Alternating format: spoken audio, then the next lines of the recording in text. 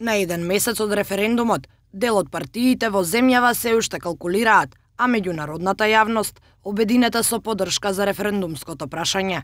Европската унија почна кампања «Диалози со граѓаните», на која европските представници ја потенцираа важноста од успехот на референдумот. Представникот на Директоратот за проширување и соседска политика на Европската комисија Кристијан Даниелсон рече дека изборот што ќе го направат граѓаните на 30 септември ќе ја оформи иднината на земјата, а изборот ќе има последици за идните генерации.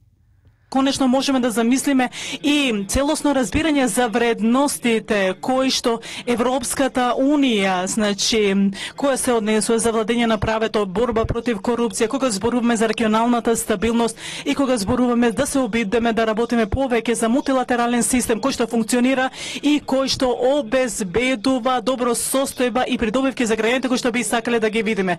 Евроамбасадорот во земјава Самуел Жбогар рече дека македонските граѓани ќе ги забележат економските придобивки од членството во Европската унија и дека унијата во изминатите 20 години дала 1 милијарда евра европски пари преку проекти што генерирале огромни резултати.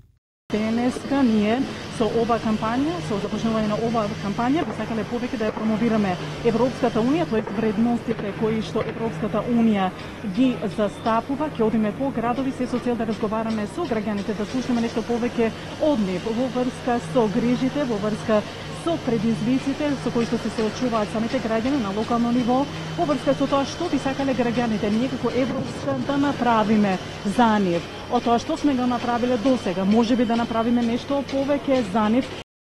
И словеничката министерка за одбрана Андреа Катич, која е во официјална посета на земјава, ја повтори поддршката од нејзината земја и изрази надеж дека граѓаните ќе го направат вистинскиот избор на референдумот.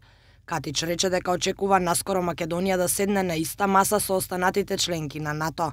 И политичарите од регионот повикаа на гласање. Албанскиот председател Илир Мета во интервју за албански медиум изјави дека договорот со Грција отвора нова перспектива, а Македонија треба да го искористи поволниот момент. Мета ги повика албанците во земјава да излезат на гласање. Затоа верувам и истовремено ги повикувам сите албанци во Македонија да учествуваат на референдумот на 30 септември и да гласаат за договорот за отворање на ново поглавје, не само во корист на интеграцијата на Македонија, туку и нивната иднина во оваа земја.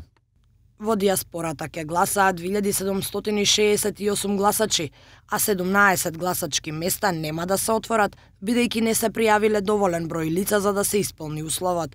Од Државната изборна комисија пак ги објавија градовите во кои македонските државјани ќе можат да се изјаснат по референдумското прашање. Интересот за референдумско изјаснување е значително помал од интересот на гласање на диаспората за претходните избирачки циклуси.